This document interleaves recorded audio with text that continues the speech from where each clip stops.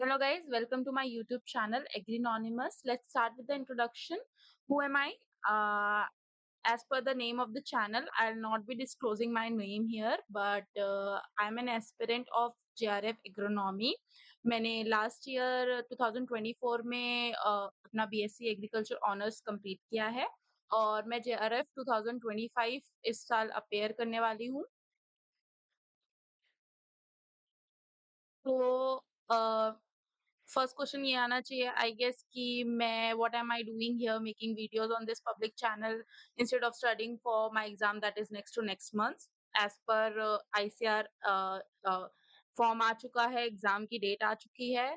तो मैं इसलिए यहाँ पढ़ रही हूँ because I want to make myself accountable of my studies. मैंने लास्ट ईयर प्रिपरेशन शुरू तो की पर मेरे को अभी भी कुछ नहीं आता है, लग रहा है मेरे को, और मुझे रिवीजन करना है। तो मैं इस प्लेटफॉर्म का यूज करके मैं यहाँ रिवीजन करूंगी and I make myself accountable of my studies.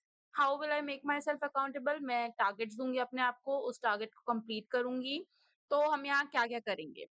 हम यहाँ पे वीडियोस मैं डालूंगी। एक टॉपिक हम शुरू करेंगे, जैसे हमने सॉइल साइंस शुरू किया है, मेटेरोलॉजी शुरू किया। तो हम जो बेसिक बुक है एसआर रेड्डी और रेड्डी एंड रेड्डी, पहले एक बुक कंप्लीट करेंगे उस चैप्टर की, फिर दूसरी बुक कंप्लीट करेंगे। मैं पूरी तरीके से सिंगल सोर्स ऑफ बुक पे जाना चाहूंगी, मतलब एक ही सोर्स रहेगा मेरी पूरे प्रिपरेशन का। मैं ज्यादा जगह नहीं भटकना चाहूंगी। नो मैटर व्हाट, हमारा स्लोगन यही रहेगा कि getting knowledge is the first priority.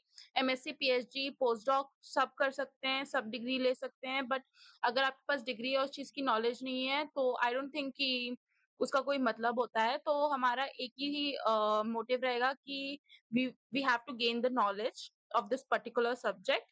Without wasting much time, let's dive into the topic I have selected for ourselves for this first video. तो पहले वीडियो में एसआर रेड्डी का चैप्टर 6 जो है, जो कि soil fertility, manures and fertiliser के ऊपर है। तो पहले मैं सॉइल साइंस कंप्लीट करना चाहूंगी बिकॉज लास्ट ईयर पे मेरा ये बहुत वीक था, ये वाला पर्टिकुलर टॉपिक। तो सॉइल साइंस हम पहले कंप्लीट करेंगे। तो चैप्टर 6 जो है, उसके पेज नंबर भी मैंने यहाँ पे मेंशन करके रखा है यहाँ पे, कि आप लोगों को कोई दिक्कत ना जाए।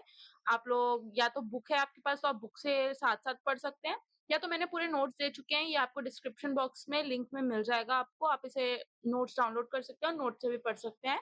बहुत थॉरो नोट्स हैं, तो आपको कोई दिक्कत नहीं जाएगी। Let's start with the discoveries. यहाँ मैंने डिस्कवरीज बुक की भी लिखी है और साथ में मैंने आर.एस. मीना की भी कुछ आर.एस. मीना बुक से भी डिस्कवरीज लेके यहाँ पे मैंने कंपाइल कर दिया है, ताकि ये मेन डिस्कवरी जो है वो एक जगह पे रहे, तो इजी होगा बाद में रिवीजन करना। ऑक्सीजन जो था उसका डिस्कवरी प्रीस्टली ने किया था। फिर थियोडोर और जीन बैप्टिस्ट जो थे, उन्होंने need of mineral elements for plant growth and development का बताया था कि मिनरल एलिमेंट्स जो होते हैं वो प्लांट ग्रोथ और डेवलपमेंट में जरूरी होते हैं। फिर जो जस्टिस वैन लीबेक थे, ये बहुत बड़ा नाम है, एग्रीकल्चरल केमिस्ट्री के फादर भी हैं एंड इन्होंने लॉ ऑफ मिनिमम भी दिया है, पोस्टुलेट किया है। ये क्वेश्चन बार-बार एग्जाम में भी आता है। और लॉ ऑफ मिनिमम को बैरल कॉन्सेप्ट भी कहा जाता है। इसको भी, ये भी इंपॉर्टेंट पॉइंट है, इसको भी ध्यान देना। Established plants obtain CO2 from air and not from soil. इन्होंने ये बताया था कि जो कार्बन होता है, प्लांट जो कार्बन ऑब्टेन करता है वो CO2 से ऑब्टेन करता है एयर के, सॉइल से प्लांट कार्बन अब्सॉर्ब नहीं करता है। उसके बाद पीट्रो डी क्रेसेंजी, ये भी बहुत बड़ा, एज एग्रोनॉमी स्टूडेंट ये नाम सबको पता होना चाहिए because he is the father of modern agronomy. और उन्होंने, इनकी ये फेमस बुक थी जो कि एग्जाम में पूछा भी जाता है इसके बारे में, तो ये ओपस रूरेलियम कोमोडोरम करके इन्होंने एक बुक दी थी, जिसमें उन्होंने लोकल एग्रीकल्चरल प्रैक्टिसेस के बारे में बताया है। फिर उसके बाद प्रिंसिपल नरिशमेंट जो होता है प्लांट्स के लिए वो वाटर होता है। ये किसने बोला था? फ्रांसिस बेकन ने बोला था। फिर सोल न्यूट्रिएंट क्या होता है? वाटर होता है। ये किसने बोला था? वैन हेलमेंट ने बोला था ये चीज। उसके बाद salt, spirits, earth, oil in plants कहाँ से आते हैं? मतलब जो प्लांट होता है वो सॉल्ट से बना होता है, स्पिरिट से बना होता है, अर्थ से बना होता है, ऑयल से बना होता है। और ये सारी चीजें कहाँ से आती है? वाटर से आती है। ये किसने बोला था? रॉबर्ट बॉयल ने बोला था। फिर उसके बाद प्रिंसिपल ऑफ वेजिटेशन के 2 पॉइंट्स हैं। 2 लोगों ने 2 चीज बोली है। जे.आर. ग्लोबर जो हैं, उन्होंने बोला है कि सॉल्ट पीटर केनो3 जो होता है, वो प्रिंसिपल ऑफ वेजिटेशन होता है। और जॉन वुडवर्ड जो हैं, उन्होंने बोला था कि जो अर्थ होता है, वो प्रिंसिपल ऑफ वेजिटेशन होता है। तो मैंने इसको कंपाइल करके एक ही पॉइंट बना दिया ताकि ये अच्छे से याद रहे। फिर उसके बाद नेक्स्ट साइंटिस्ट इम्पोर्टेंट है जेथरो टल। ये सब जानते हैं एज़ अ एग्रोनॉमी स्टूडेंट इसको इसके बारे में सबको पता होता है। ये फादर ऑफ टिलेज हैं। इन्होंने टिलेज वर्ड भी दिया है, ज़ीरो टिलेज वर्ड भी दिया है और वीड भी दिया है। इन्होंने वर्ड दिए हैं टर्म्स। इनकी फेमस बुक थी हॉर्स होइंग हस्बेंड्री जिसमें इन्होंने सीड ड्रिल के बारे में बताया है और हॉर्स ड्रॉन कल्टीवेटर्स के बारे में बताया है। ठीक है? जेथरो टल के बारे में तो आई डोंट थिंक इतना हमें बात करनी चाहिए, सबको पता ही है। एनल्स ऑफ एग्रीकल्चर 46 वॉल्यूम्स हैं इस बुक के और ये बुक एक्सपेरिमेंट उन्होंने बार्ले के ऊपर किया था। आर्थर यंग ने ये बुक लिखी। उन्होंने बार्ले के ऊपर एक्सपेरिमेंट्स किया था और बार्ले के ऊपर मिनरल न्यूट्रिएंट्स का जो असर था और जो उनकी जो फाइंडिंग्स थी उसको इस बुक में उन्होंने लिखा है। फिर इग्ने हाउस जो थे उन्होंने बताया कि जो प्यूरिफिकेशन होता है एयर का वो लाइट में होता है, डार्क में नहीं होता प्यूरिफिकेशन। उन्होंने ये फाइंडिंग दी थी।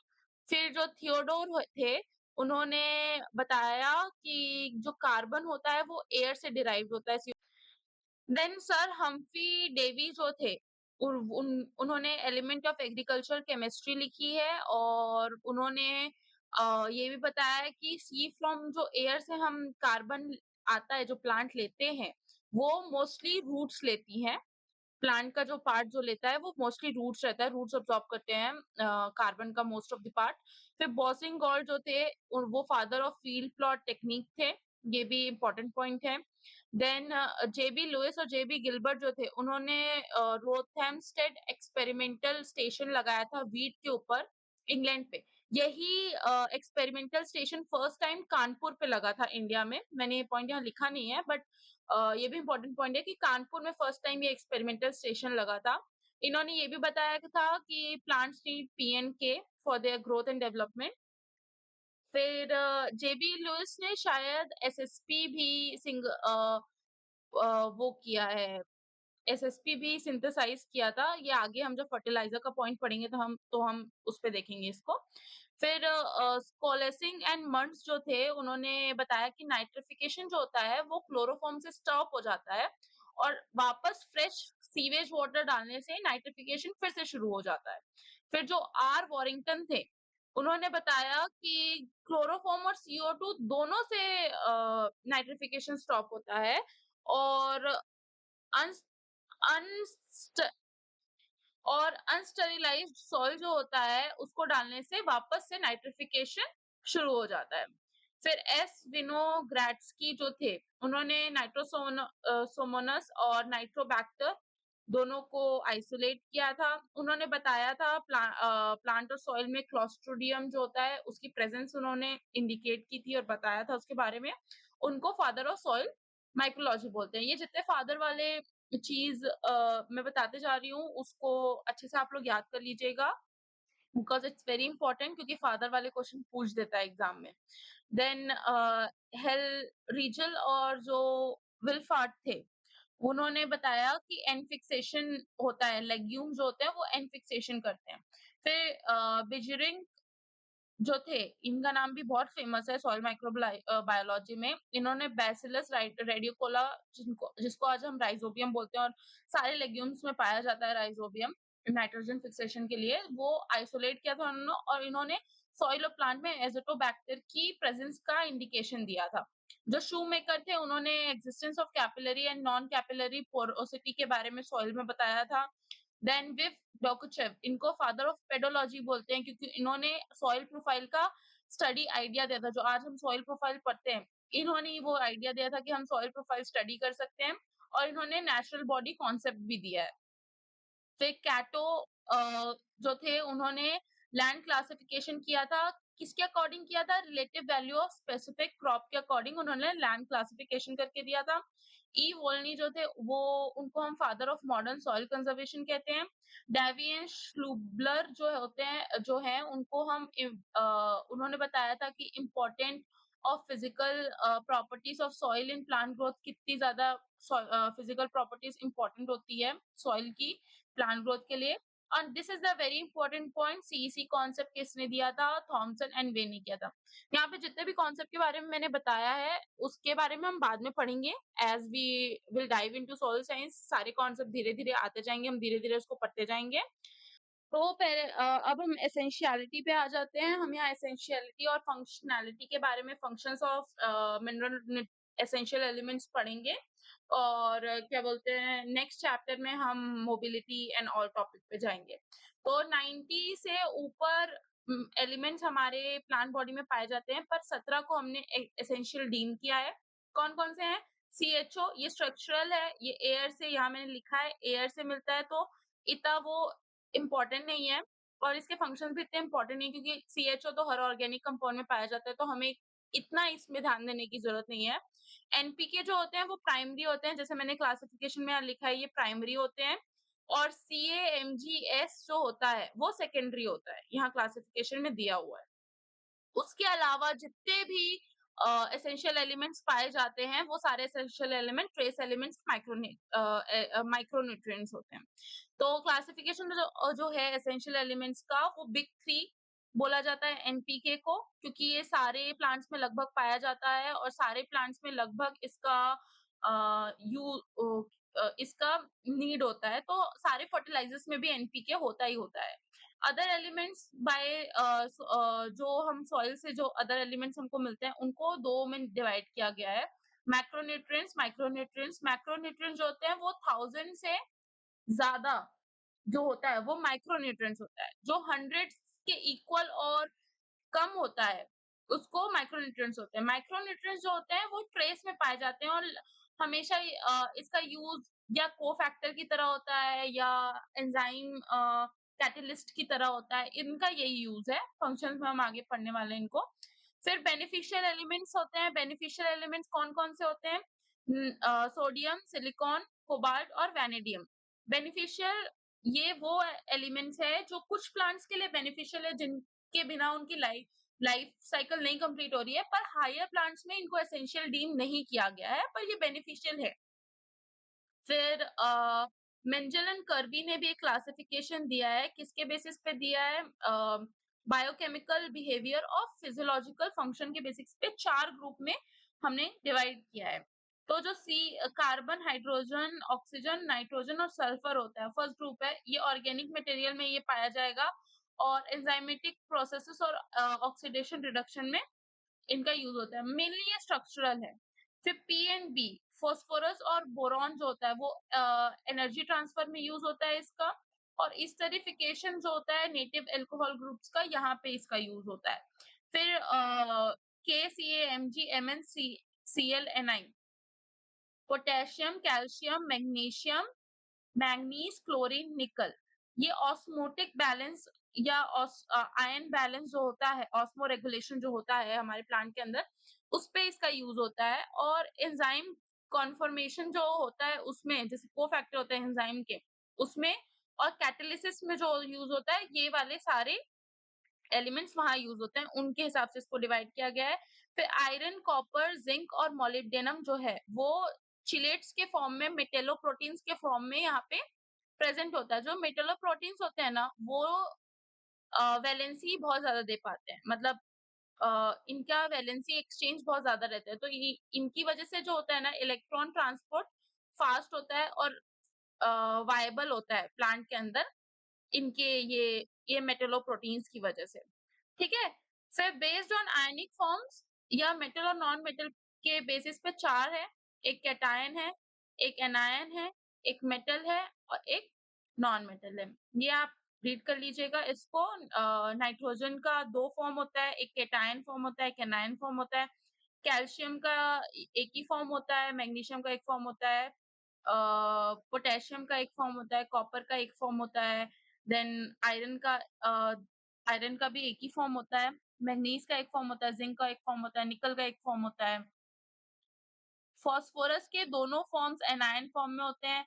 सल्फर का सल्फेट फॉर्म होता है, बोरोन का बोरेट फॉर्म होता है, मोलिब्डेनम का ये फॉर्म है, क्लोराइड ये है। फिर मेटल्स और नॉन मेटल्स में तो आप इज़िली ही डिवाइड कर पाएँगे, ये ईज़ी टॉपिक है।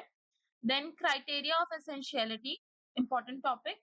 अ, इसके बारे में let's let's study it from a mind map. तो क्राइटेरिया ऑफ एसेंशियलिटी जो है, वो 3 क्राइटेरिया आर्नन एंड स्टाउट ने दिया है, ये 3 क्राइटेरिया। और आर्नन एंड स्टाउट ने दोनों दिया था, आर्नन ने इसको पोस्टुलेट किया था, ठीक है? तो इसमें 3 क्राइटेरिया ये है कि जो एलिमेंट है that should be essential for plant growth, मतलब उसके बिना नॉर्मल ग्रोथ नहीं हो रही है, और उसका जो डेफिशिएंसी है, वो दूसरा एलिमेंट पूरा नहीं कर पा रहा है। मतलब उसकी डेफिशिएंसी दूसरा एलिमेंट पूरा भी नहीं कर पाएगा। फिर elements role can not be substituted, जैसे मैंने बोला कि उसका रोल कोई और नहीं निभा पा रहा है, इसीलिए वो एलिमेंट यूनिक है, एसेंशियल है।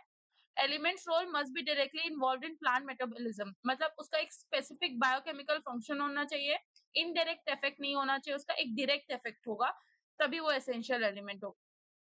इसके कुछ लिमिटेशंस हैं जिनकी वजह से फिर फंक्शनल एलिमेंट्स भी आए थे, जिसको निकोलस ने दिया था। तो लिमिटेशंस क्या-क्या हैं कि इसका जो एब्सोल्यूट एब्सेंस होता है, वो प्रूव करना बहुत ही मुश्किल हो जाता है। जो इंटरैक्शन होते हैं, वो भी बहुत इम्पोर्टेंट होते हैं, तो इसकी वजह से भी एसेंशियलिटी जो होती है, बहुत रिजिड पॉइंट ऑफ व्यू हो गया है ये, ठीक है? तो इसकी वजह से दूसरा दूसरा पॉइंट ऑफ व्यू भी लाया गया था फंक्शनल, उसको पढ़ेंगे आगे। तो ये जो मैंने जैसे बताया, failure to complete life cycle, उसके बिना लाइफ साइकिल कंप्लीट नहीं होगी, उस डेफिशिएंसी के कोड सुधारे बिना। Corrected only by applying that particular element, दूसरा एलिमेंट डाल के आप उसको ठीक नहीं कर सकते। इफेक्ट्स डायरेक्टली ऑन ग्रोथ और मेटाबॉलिज्म। टू रिजिड है, ये बहुत रिजिड पॉइंट ऑफ व्यू है, इसका लिमिटेशन यही है। तो इसकी वजह से फंक्शनल न्यूट्रिएंट्स को पोस्ट किया गया। तो इसका मतलब है any mineral element which functions in plant metabolism whether it's action is specific और नॉट, मतलब उसका एक्शन स्पेसिफिक है कि ये इसी चीज में काम कर रहा है या नहीं काम कर रहा है, स्पेसिफिक नहीं है उसका एक्शन, फिर भी उसका प्लांट मेटाबॉलिज्म में कहीं ना कहीं हाथ है, उसको फंक्शनल न्यूट्रिएंट्स कहा जाता है। तो ये जो हम बेनिफिशियल में जो न्यूट्रिएंट्स पढ़े थे, वही सेम न्यूट्रिएंट्स यहाँ फंक्शनल में भी होते हैं। कौन-कौन से? सोडियम, वैनेडियम, कोबाल्ट और सिलिकॉन। ये डेट्स बहुत इंपॉर्टेंट है, एक 1939 वाली डेट जब इन्होंने ये क्राइटेरिया ऑफ एसेंशियलिटी का आइडिया दिया था। फिर 1952 में आर्नल्ड ने इसको प्रपोज किया था, 3 क्राइटेरियाज को। नेक्स्ट अपन फंक्शन पे आ जाते हैं, फंक्शन ऑफ एसेंशियल न्यूट्रिएंट्स में। तो कार्बोहाइड्रेट्स में होता है, प्रोटीन्स में होता है, लिपिड्स में होता है और न्यूक्लिक एसिड में होता है। स्ट्रक्चरल कंपोनेंट है, बहुत इंपॉर्टेंट है। ऑक्सीजन, हर लिविंग ऑर्गेनिज्म में ऑक्सीजन प्रेजेंट होता है, तो this is also important. Hydrogen क्या होता है? प्लांट मेटाबॉलिज्म में इसका सेंट्रल रोल होता है, फोटोसिंथेसिस में रोल होता है, रिड्यूसिंग फैक्टर के हिसाब से, रेस्पिरेशन में रोल होता है, सारे ऑर्गेनिक कंपाउंड्स में हाइड्रोजन पाया जाता है। आयनिक बैलेंस में इसका बहुत इंपॉर्टेंट रोल है, और ये मेन रिड्यूसिंग एजेंट है। जैसे मैंने आपको बोला कि हर जगह इसका रिड्यूसिंग पावर की वजह से बहुत ज़्यादा यूज़ है। देन नाइट्रोजन जो है, वो हर ऑर्गेनिक कंपाउंड में पाया जाता है, प्रोटीन से लेके न्यूक्लिक एसिड तक। तुमको हर जगह नाइट्रोजन मिलेगा। साथ में क्लोरोफिल में भी है, तो therefore it is very important from the point of view of photosynthesis. Chlorophyll में नाइट्रोजन प्रेजेंट होता है। फास्फोरस जो है, वो एनर्जी ट्रांसफर में इम्पोर्टेंट होता है, और प्रोटीन मेटाबॉलिज्म, प्रोटीन बनाने की जो प्रक्रिया होती है, उसमें फास्फोरस इम्पोर्टेंट होता है। फास्फोरस डीएनए और आरएनए दोनों में प्रेजेंट होता है, इसलिए ये हेरिडिटरी पॉइंट ऑफ व्यू से भी फास्फोरस इम्पोर्टेंट होता है। इसके 2 प्लांट रिलेटेड फंक्शन होते हैं, रूट ग्रोथ इंक्रीज करता है एक, और अर्ली मैच्योरिटी जो होती है प्लांट्स में, वो इंक्रीज करता है। देन कैल्शियम जो होता है, वो सेल डिवीजन में कैल्शियम इन्वॉल्व होता है, और सेल मेम्ब्रेन इंटीग्रिटी जो होती है, वो बनाए रखने में कैल्शियम का इंपॉर्टेंस है। कैसे? क्योंकि सेल वॉल जो होती है प्लांट की, वो कैल्शियम पेक्टेट से बनी होती है। देन मैग्नीशियम जो होता है, वो क्लोरोफिल का कंपोनेंट है, हम सबको पता है। और तो this is important from the point of view of photosynthesis. Cofactor भी है ये बहुत सारे एंजाइमेटिक रिएक्शंस का, और स्ट्रक्चरल पार्ट है ये राइबोसोम्स का। तो राइबोसोम का स्ट्रक्चरल पार्ट है, therefore it is important from the point of view of protein metabolism also. Then sulphur देखेंगे, सल्फर जो है same as phosphorus, energy reactions में इसका बहुत ज्यादा उपयोग है। देन ये क्लोरोफिल फॉर्मेशन में सल्फर का बहुत ज्यादा काम है, यूज है, फंक्शन है। देयरफॉर बिना बिना सल्फर के क्लोरोफिल फॉर्मेशन नहीं होता। और अमीनो एसिड जो होते हैं, जो सल्फर अमीनो एसिड जो होते हैं जिसमें सल्फर प्रेजेंट होता है जिन अमीनो एसिड्स में, वो कौन कौन से है? सिस्टीन है और मेथियोनिन है। ये भी इम्पोर्टेंट है, इसको भी आप याद कर सकते हैं बिकॉज़ एक टॉपिक है हमारे सिलेबस में जहाँ पे हमें अमीनो एसिड्स भी पढ़ना पड़ता है, बायोमोलिक्यूल्स वाला टॉपिक है, so this is a important point. जो आयरन है वो Fe एंजाइम्स का पार्ट है और कैरियर्स का पार्ट है। नाउ कैरियर्स कौन-कौन से हैं? एक साइटोक्रोम है, एक फेरोडॉक्सिन्स है। साइटोक्रोम रेस्पिरेशन में यूज़ होता है, जो फेरोडॉक्सिन्स होते हैं वो एन फिक्सेशन में, फोटोसिंथेसिस में और इलेक्ट्रॉन ट्रांसफर, ये तीनों में फेरोडॉक्सिन्स प्रेजेंट होते हैं। कैरियर्स कैरियर्स क्या होते हैं? जो इलेक्ट्रॉन को इधर से उधर लेके जाते हैं, उनको कैरियर्स बोलते हैं। देन जिंक जो है वो एंजाइम का बहुत सारे एंजाइम का कंस्टिट्यूएंट होता है। मैंगनीज जो है वो O2 evolving system of photosynthesis जो होता है, जो एक प्रोसेस होती है O2 इवॉल्विंग की, वहां पे मैंगनीज का काम होता है। और ये बहुत जगह पे एमजी मैंने मैग्नीशियम को सब्स्टिट्यूट भी करता है इन फॉस्फोराइलेशन वाले रिएक्शंस में, और ग्रुप ट्रांसफर रिएक्शंस जो होते हैं उसमें ये मैग्नीज जो होता है वो मैग्नीशियम को सब्स्टिट्यूट भी करता है कहीं कहीं। इसका फंक्शन क्या होता है? ये इंक्रीज करता है ऑक्सीजन को प्लांट में। देन कॉपर जो होता है वो इलेक्ट्रॉन कैरियर जो होता है एंजाइम्स में, उसमें कॉपर का यूज होता है। ऑक्सीडेशन रिडक्शन जो रिएक्शंस होती है उस पे होता है। इनडायरेक्ट इफेक्ट क्या है कॉपर का? नोड्यूल फॉर्मेशन में हेल्प करता है कॉपर। देन बोरोन जो होता है वो translocation of sugar, starch, nitrogen and phosphorus में इंपॉर्टेंट है। इस this is very important from the perspective of meristematic tissues, मतलब न्यू सेल्स के डेवलपमेंट और ग्रोथ के लिए बोरोन इंपॉर्टेंट होता है। और नोड्यूल फॉर्मेशन जो होता है लेग्यूम्स में, वहां पे भी बोरोन इंपॉर्टेंट होता है। एक और जगह बोरोन इंपॉर्टेंट होता है, पॉलन जो होता है reproduction, male reproductive organ, pollen के पर्सपेक्टिव से भी बोरोन इंपॉर्टेंट है। देन मोलिब्डेनम जो है वो स्ट्रक्चरल कंपोनेंट है किसका? नाइट्रोजनीज का स्ट्रक्चरल कंपोनेंट है, और नाइट्रेट रिडक्टेस का एसेंशियल कंपोनेंट है। ये दोनों एंजाइम मोलिब्डेनम के उससे इंपॉर्टेंट है, तो याद कर लीजिएगा। देन क्लोरीन जो होता है फोटोसिंथेसिस में हेल्प करता है। H2O स्प्लिटिंग जो होती है जहां से ऑक्सीजन निकलता है, तो वहां पे एक्टिवेटर ऑफ एंजाइम्स होता है। और ऑस्मो रेगुलेशन इन सेलाइन सॉइल्स होता है, वहां पे इंपॉर्टेंट होता है क्लोरीन। निकल जो होता है वो N nitrogen metabolism, grain filling और सीड वायबिलिटी होता है, इन सब के लिए निकल एसेंशियल होता है। देन ये एक मैंने अटैच करके रखा है, फॉर्म ऑफ अपटेक और डिस्कवर्ड बाय, ये साइंटिस्ट के नाम लिखे हैं जिन्होंने एसेंशियलिटी न्यूट्रिएंट्स की डिस्कवर की है। न्यूट्रिएंट नहीं डिस्कवर किया है, न्यूट्रिएंट्स की एसेंशियलिटी डिस्कवर की है, ये वो पॉइंट है। एंड देन ये range of concentration in dry plant tissue, ये सारे न्यूट्रिएंट्स का ड्राई प्लांट टिश्यू में कितना रेंज ऑफ कंसंट्रेशन वायबल है और कितना सही है, वो रेंज ऑफ कंसंट्रेशन दिया है। इसको आप लोग एक बार रीड कर लीजिएगा, ये आपको पीडीएफ नीचे डिस्क्रिप्शन बॉक्स में मिल जाएगा, please download it from there. And thank you for watching my video, and you can subscribe me, and let's just concentrate on studying.